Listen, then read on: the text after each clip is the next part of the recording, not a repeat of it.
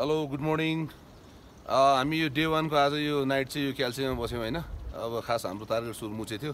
सुरमुचेबाट calcium पनि खासै 2-3 घण्टाको बाटो रहेछ। अब हिजो सुरमुचे बेलैमा आएर हामी त्यही भएर सुरमुचेमा किन बस्नु, बाटो लामो छ डे 2 को।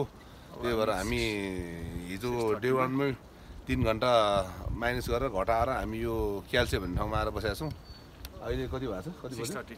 अहिले 6:30 भएको छ बिहानको। अब हामी आजको टार्गेट चाहिँ बेदिङ, हामी बेदिङ गरेर बस्छौँ।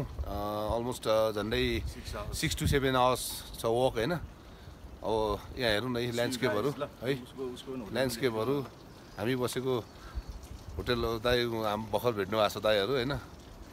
अब त्यहाँ हामी बसेको होटल यो हो। ल्यान्डस्केप राम्रो छ क्याल्सियमको। दाइ हस् बिस्तारै दाइ। उहाँ हामी चरिकोट गएर दाइ उहाँ दाइहरू चाहिँ दोङनाङ बसेर फर्किनु भएको छ आज। अब हामी ल गाइस अब बेलुका अब बेदिङको भिडियो है त। हामी मुभ अन भयो हामी 6-7 घण्टाको लागि। ल बाइ बाइ।